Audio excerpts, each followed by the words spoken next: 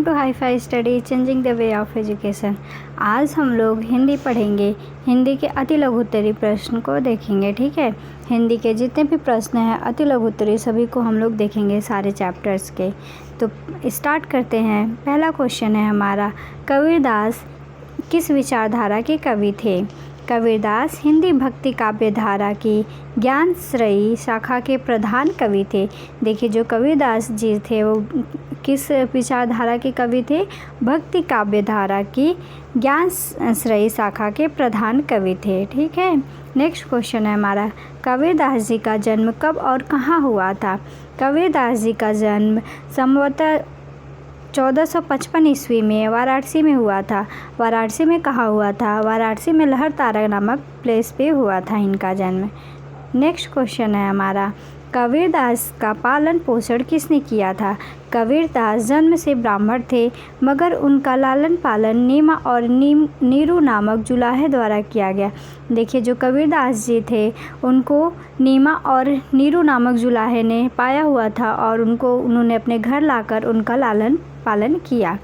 Next है हमारा, कबीरदास जी के गुरु का क्या नाम था? जो कबीरदास थे उनके गुरु कौन थे? कबीरदास जी के गुरु महात्मा रामानंद जी थे। रामानंद जी कौन थे? कबीरदास के गुरु थे। यहाँ तक समझ में आ गया सभी को। नेक्स्ट क्वेश्चन है हमारा, कबीरदास जी की पत्नी का क्या नाम था? जो कबीरदास थे उनके पत्नी का नाम लोई था और इनके दो संतानें थी, एक लड़की और एक लड़का। एक लोग का नाम था कमाल और एक लोग का नाम था कमाली। ठीक है, नेक्स्ट क्वेश्चन है हमारा, कबीरदास की काव्य कृतियाँ का वर्णन कीजिए। कबीरदास जी का काव्य संग्रह बीजक है और बीजक के 3 भाग है, साखी, सबद, रामायणी। समझ में आ गया? बीजक के कितने भाग हैं? 3, साखी, सबद, रामायणी। नेक्स्ट क्वेश्चन है हमारा, सूरदास जी की काव्य कृतियाँ के नाम लिखिए। जो सूरदास थे उनका काव्य कृतियाँ कौन कौन सा था? तो सूरदास के 3 काव्य कृतियाँ थे, सुरसागर, सुरसरावली और साहित्यिक लहरें। ठीक है, ये क्या है? सूरदास की प्रमुख कवि। ऐसे याद कीजिए, सूरदास स से है इनका नाम, तो सुरसागर, सुरसरावली तथा साहित्यिक लहरें। ठीक है, यहाँ तक समझ में आ गया सभी को। नेक्स्ट है हमारा, तुलसीदास जी के माता पिता का क्या नाम था? जो तुलसीदास थे उनके माता पिता का क्या नाम था? जो तुलसीदास हैं उनके माता का नाम हुलसी और पिता का नाम आत्माराम दुबे था। समझ में आ गया। नेक्स्ट है हमारा, तुलसीदास जी के गुरु का क्या नाम था? जो तुलसीदास थे उनके गुरु का नाम क्या था? तुलसीदास के गुरु का नाम नरसिंह दास जी था। ठीक है, जब तुलसीदास के गुरु का नाम पूछे तो आप लोग नरसिंह दास लगा के आइएगा। समझ में आ गया यहाँ तक। नेक्स्ट क्वेश्चन हमारा, तुलसीदास जी की पत्नी का क्या नाम था? जो तुलसीदास थी उनके पत्नी का नाम रत्नावली था और ये जो रत्नावली थी ये बहुत ही ज़्यादा खूबसूरत थी। तुलसीदास इन्हीं के प्रेम मोह में फंसे थे, तो एक बार इन्होंने क्या किया, इनको फटकार लगाया। तभी तुलसीदास जी अपना घर परिवार त्याग कर और ये अयोध्या चले गए और अयोध्या जाकर इन्होंने रामचरित मानस का महाकाव्य की रचना की। ठीक है, नेक्स्ट हमारा, तुलसीदास जी द्वारा रचित महाकाव्य का नाम बताइए। देखिए, जो तुलसीदास जी ने अयोध्या में रहकर लगभग 2.5 वर्ष में रामचरितमानस महाकाव्य की रचना की। अगर ऐसे पूछे कि रामचरितमानस महाकाव्य की रचना किसने की, तो उसका राइट ऑप्शन हो जाएगा तुलसीदास। नेक्स्ट है हमारा, तुलसीदास जी की रचनाएँ कितनी थी? तुलसीदास जी की रचनाएँ 31 बताई जाती है, परंतु प्रमाणित रूप से 12 रचनाएँ हैं। ठीक है, जो तुलसीदास है ऐसा कहा जाता है कि इनकी 31 रचनाएँ हैं, किंतु जो प्रमाणित रचनाएँ हैं वो 12 है। ठीक है, नेक्स्ट है हमारा, तुलसीदास जी द्वारा रचित प्रबंध काव्य क्या है? देखिए, एक प्रबंध काव्य पूछता है, एक कृत मुक्तक काव्य पूछता है। जब प्रबंध काव्य पूछेगा तो वो हो जाएगा रामचरितमानस, पार्वती मंगल, जानकी मंगल, रामलला नछऊ। ठीक है, नेक्स्ट है हमारा, तुलसीदास कृत मुक्तक। देखिए, यहाँ कृत मुक्तक काव्य पूछा है।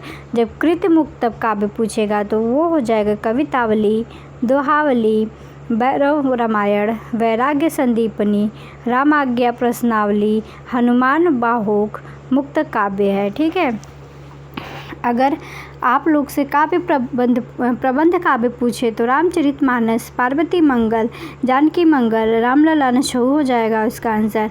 और अगर कृत मुक्तक काव्य पूछे तो उसका आंसर हो जाएगा कवितावली, दोहावली, बरवय रामायण, वैराग्य संदीपनी, रामाज्ञा, प्रश्नावली, हनुमान बाहु मुक्तक काव्य है ये सभी।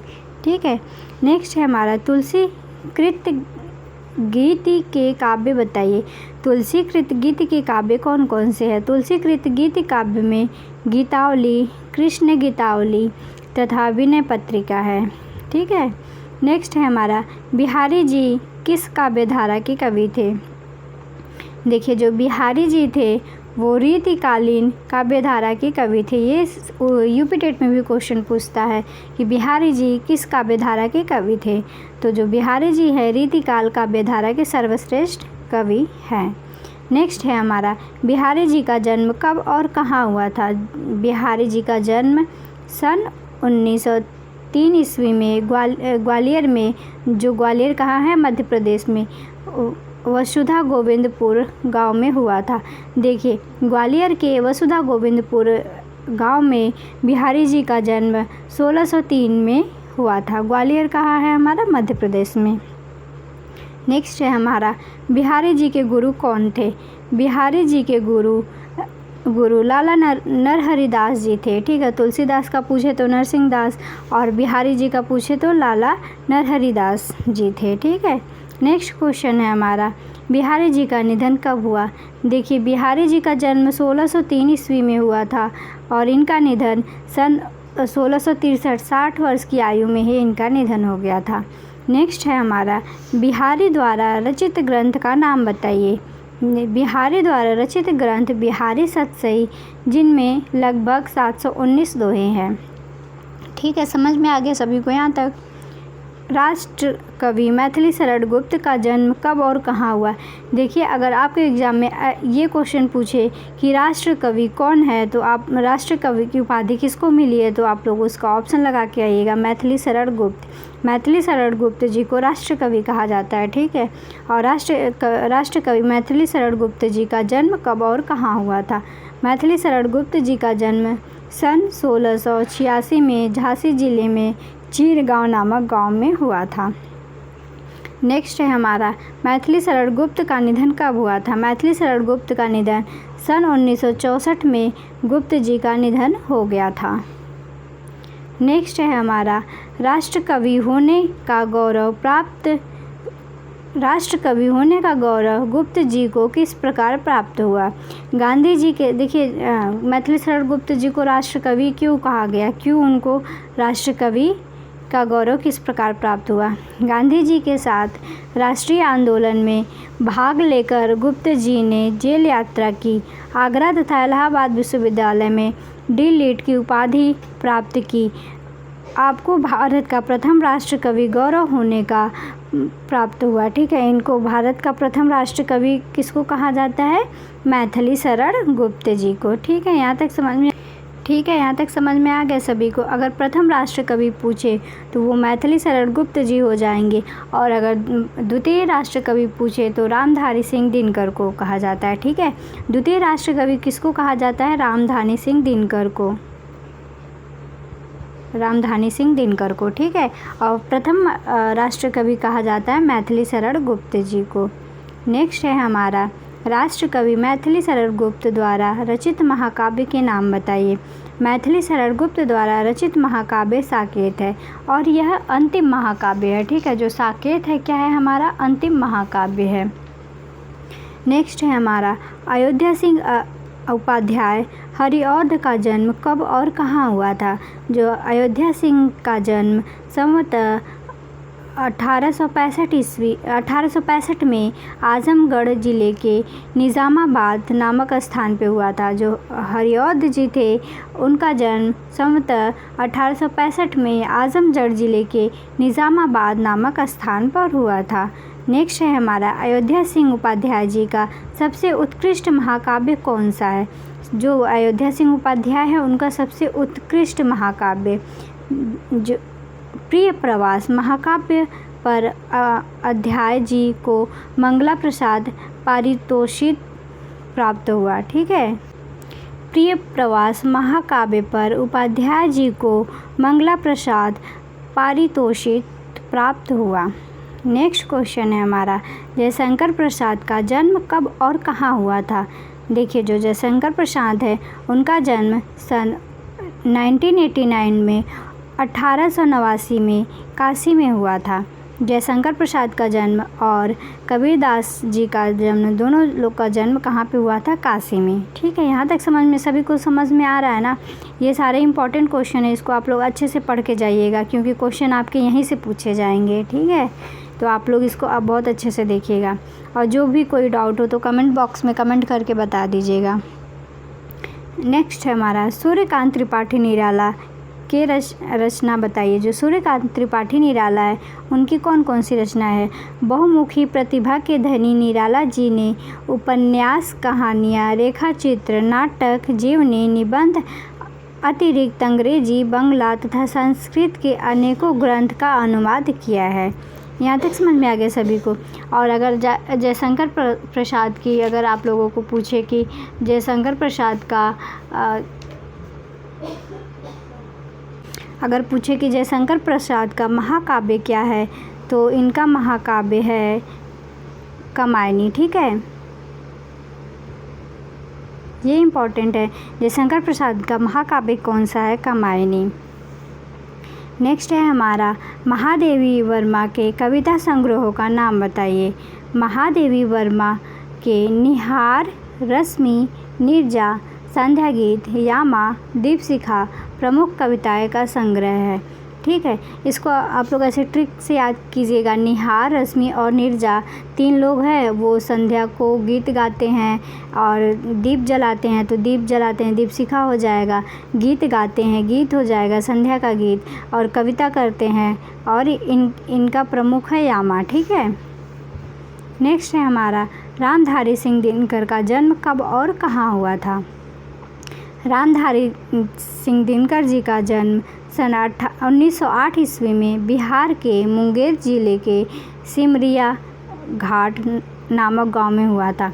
दिनकर जी का जन्म सन 1908 ईस्वी में बिहार के मुंगेर जिले के सिमरिया घाट नामक गांव में हुआ था। नेक्स्ट है हमारा, गुरु रविंद्रनाथ टैगोर जी का जन्म कब और कहाँ हुआ था। जो रविंद्रनाथ टैगोर जी थे उनका जन्म 7 मई 1861 ईस्वी में कोलकाता में हुआ था। टैगोर जी का जन्म कब हुआ था? 7 मई 1861 में। ठीक है, अगर टैगोर जी का जन्म पूछे तो 7 मई 1861 ईस्वी में कोलकाता में हुआ था। नेक्स्ट है हमारा, रविंद्रनाथ टैगोर जी को किस पुस्तक के लेखक पर नोबेल पुरस्कार मिला था। रविंद्रनाथ टैगोर जी के कौन से पुस्तक पे इनको नोबेल पुरस्कार दिया गया था? तो उसका नाम है गीतांजलि। गीतांजलि पर इनको क्या किया गया था? नोबेल पुरस्कार दिया गया था। नेक्स्ट है हमारा, आचार्य नंद दुलारे वाजपेयी की रचनाओं का वर्गीकरण कीजिए। वाजपेयी की रचनाएँ 3 वर्गों में बांटा जा सकता है। पहला है भौतिक रचनाएँ, दूसरा है संपादित रचनाएँ, तीसरा है संकलित रचनाएँ। ठीक है। नेक्स्ट है हमारा, डॉक्टर नागेंद्र का जन्म कब और कहाँ हुआ था। जो डॉक्टर नागेंद्र थे उनका जन्म सन 1915 में अलीगढ़ ज़िले के अतरौली गांव में हुआ था। नेक्स्ट क्वेश्चन है हमारा, शब्द से आपका क्या अभिप्राय है। शब्द किसे कहते हैं, समझाइए। शब्द की रचना वर्णों से होती है। शब्द में वर्ण तथा ध्वनियों का क्रम होता है, क्रम निश्चित होता है।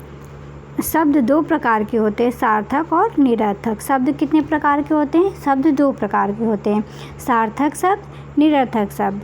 शब्द की रचना वर्णों से, देखिए वर्ण मिलाकर ही तो शब्द बना है। शब्द में वर्ण तथा ध्वनियों का क्रम निश्चित होता है। और शब्द कितने प्रकार के? 2 प्रकार के होते हैं, सार्थक शब्द, निरर्थक शब्द। यहाँ तक समझ में आ गया सभी को।